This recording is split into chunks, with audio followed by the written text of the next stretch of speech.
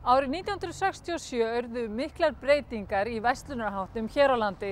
Það var opnuð stærsta kjörbúð landsins hér í Austurveri við Háaleitisbraut, en Austurveri var jafnframt stærsta verslunarmiðstöð landsins. Þá olli það deilum innan kaupmannastéttarinnar að Hagkaup hóf að selja matvörur sem voru mun ódýrari en í öðrum verslunum.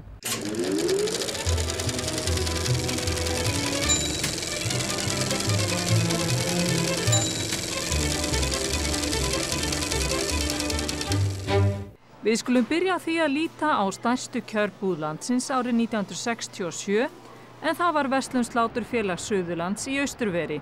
Fréttamaður sjónvarpsins heimsótti verslunina og lýsti því sem fyrir augu bar. Hann sagði margt mjög nýstárlegt. Mætti þar nefna kassaborð sem snúist að vilja afgreiðslustúlkunnar, þannig að viðskiptavinurinn láti vörur á borðið við kassan og síðan geti afgreiðslustúlkan rennt henni til sín í hæfilegum skömmtum. Hér náttúrulega átt við færibandi við kassana. Allar vörur voru seldar innpakkaðar í hinni nýju kjörbúð nema hluti kjötvarana sem var afgreiddur með gamla laginu.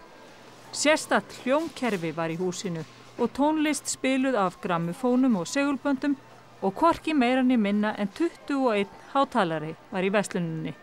Hvernig leist ykkur kaupmönnum á horninu á þessa nýju stórverslun? Já, það náttúrulega var það að maður vissi að þetta hlyti að koma, en við vorum þarna bundnir okkur hornum og við urðum að okkar fyrsta verkefni var það að passa að allir okkar kúnnar fengið þær vörur sem mögulegt var að fá.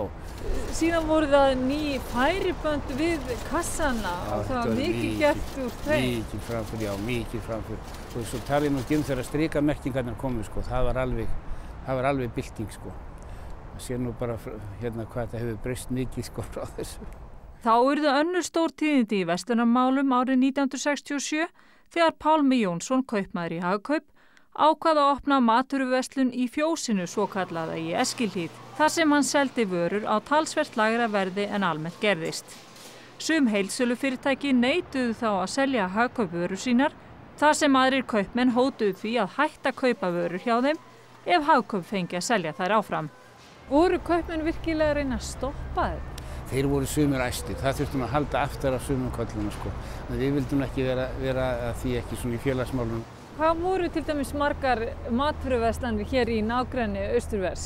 Hérna svæðinu frá Miklubraut og hérna að Hafnarfjarðarveginum og upp að Stakkahlíð og héðan, það voru 8 matvörubúðir og 5 af þeim seldu kjöt.